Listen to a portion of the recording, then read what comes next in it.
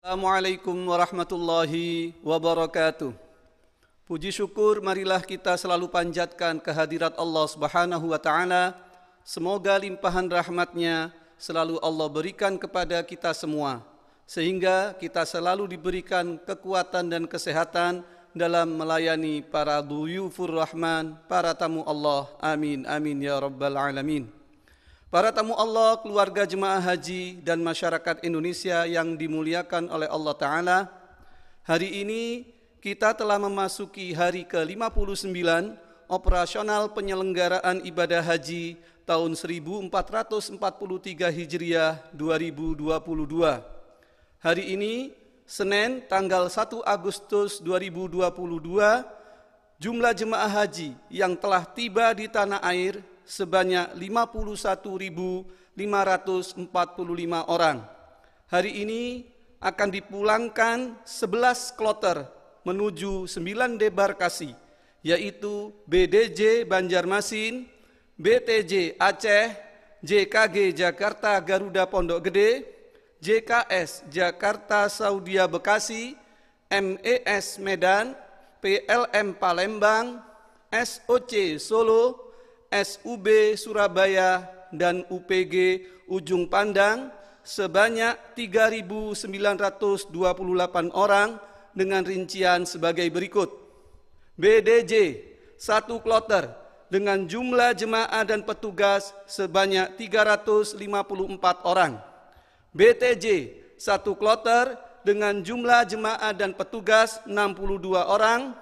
JKG 2 kloter dengan jumlah jemaah dan petugas sebanyak 406 orang, JKS 2 kloter dengan jumlah jemaah dan petugas sebanyak 406 orang, MES 1 kloter dengan jumlah jemaah dan petugas sebanyak 273 orang, PLM 1 kloter dengan jumlah jemaah dan petugas sebanyak 445 orang, SOC 2 kloter dengan jumlah jemaah dan petugas sebanyak 711 orang, SUB 2 kloter dengan jumlah jemaah dan petugas sebanyak 882 orang, dan UPG 1 kloter dengan jumlah jemaah dan petugas sebanyak 389 orang.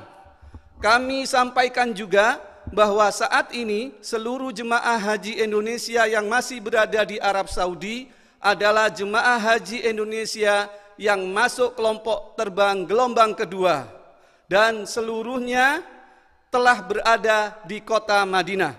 Sedangkan jemaah haji Indonesia yang masuk kelompok terbang gelombang pertama seluruhnya telah dipulangkan ke tanah air melalui Bandara King Abdul Aziz Jeddah. Kondisi cuaca di Makkah Al-Mukarramah dan sekitarnya saat ini rata-rata suhu tertinggi 40 derajat Celcius dan di Madinah Al-Munawwarah 42 derajat Celcius.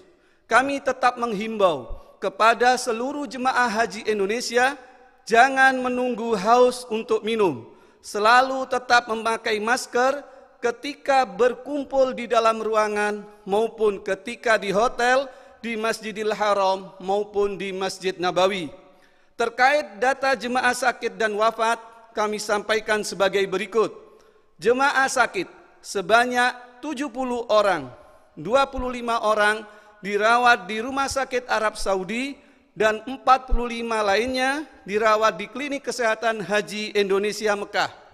Jemaah wafat bertambah 1 orang atas nama Habibullah Asrordullah Qomari, jenis kelamin laki-laki, usia 61 tahun, nomor paspor C6653647, kloter JKG 28, asal embarkasi Jakarta Pondok Gede.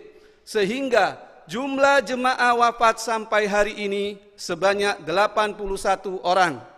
Ibu bapak saudara sekalian yang kami hormati, pada kesempatan kali ini kami perlu menyampaikan kembali hal-hal yang berkaitan dengan akomodasi jemaah haji selama di Madinah, di mana pada tahun ini pemerintah Indonesia menyediakan akomodasi yang seluruhnya berada di wilayah Markaziah, yaitu wilayah yang berada di sekitar Masjid Nabawi dengan jarak paling jauh 600 meter.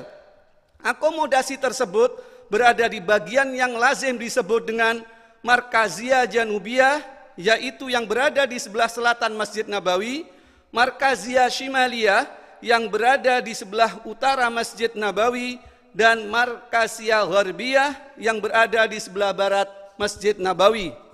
Di setiap akomodasi atau hotel jemaah tersedia beberapa fasilitas kamar tidur jemaah dengan kamar mandi di dalam, ruang makan, petugas kebersihan, petugas keamanan, dan air mineral 1 liter per orang setiap harinya. Saudara-saudara yang kami hormati, selain itu yang penting kami sampaikan yaitu mengingat situasi di lingkungan sekitar Masjid Nabawi seluruhnya hampir mirip, maka kami menghimbau kepada jemaah untuk benar-benar mengingat nomor akomodasi sehingga arah dan akses keluar masuk dapat diingat.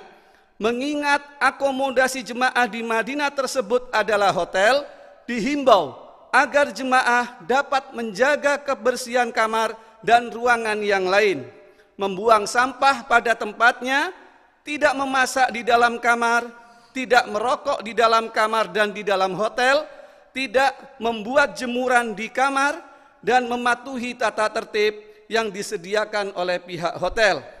Menyimpan barang berharga di tempat yang telah disediakan dan tidak segan-segan untuk bertanya dan berkonsultasi dengan petugas kloter dan sektor jika mendapatkan kesulitan.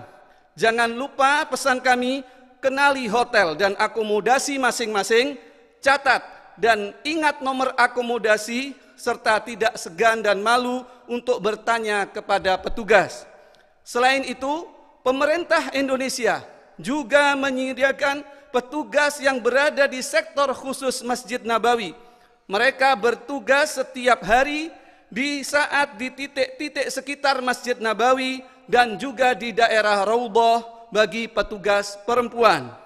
Keberadaan mereka sampai dengan saat ini diharapkan dapat memberikan rasa aman dan dapat memberikan informasi serta mengantar jemaah yang tersesat menuju tempat akomodasinya.